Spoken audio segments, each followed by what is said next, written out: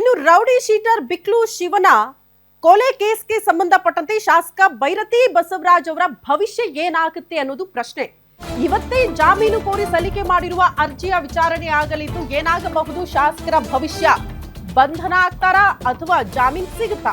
ಇದು ಪ್ರಶ್ನೆ ಇರೋದು. ಹಾಗಾಗಿ ಇವತ್ತು ನಿರ್ಣಾಯಕ ದಿನ ಭೈರತಿ ಬಸವರಾಜ್ ಅವರಿಗೆ.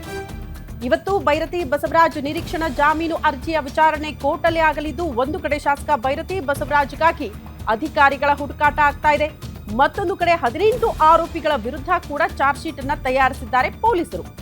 42ನೇ ಎಸಿಜೆಎಂ ಕೋರ್ಟ್ಗೆ ಚಾರ್ಜ್ ಶೀಟ್ ಅನ್ನ ಸಿಐಡಿ ಅಧಿಕಾರಿಗಳು ಆಲ್ರೆಡಿ ಸಲ್ಲಿಸಿದ್ದಾರೆ. 4236 ಪುಟಗಳ ದೋಷಾರೋಪ ಪಟ್ಟಿ ಸಲ್ಲಿಕೆಯಾಗಿದೆ.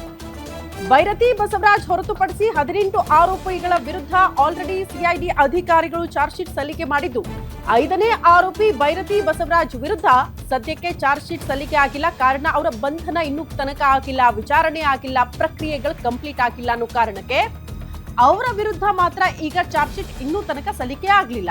ತಲೆಮರೆಸಿಕೊಂಡು ಈಗ ಮಹಾರಾಷ್ಟ್ರ ಗೋವಾದಲ್ಲಿ ಓಡಾಡ್ತಿದ್ದಾರೆ ಅನ್ನೋ ಕಾರಣಕ್ಕೆ ಸಿಐಡಿ ಅಧಿಕಾರಿಗಳು ಅಲ್ಲೂ ಕೂಡ ಬೀಡು ಬಿಡೋ ಮೂಲಕ ಹೇಗಾದ್ರೂ ಮಾಡಿ ಅವ್ರನ್ನ ಬಂಧಿಸಲೇಬೇಕು ಅಂತ ಶಾಸಕರ ಬೆನ್ನು ಬಿದ್ದಿದೆ. ಬಟ್ ಅಷ್ಟೊತ್ತಿಗೆ ನಿರೀಕ್ಷಣಾ ಜಾಮೀನು ಸಿಕ್ಕಿಬಿಡುತ್ತಾ ಆ ಆಸೆಯಲ್ಲಿ ಶಾಸಕರಿದ್ದಾರೆ.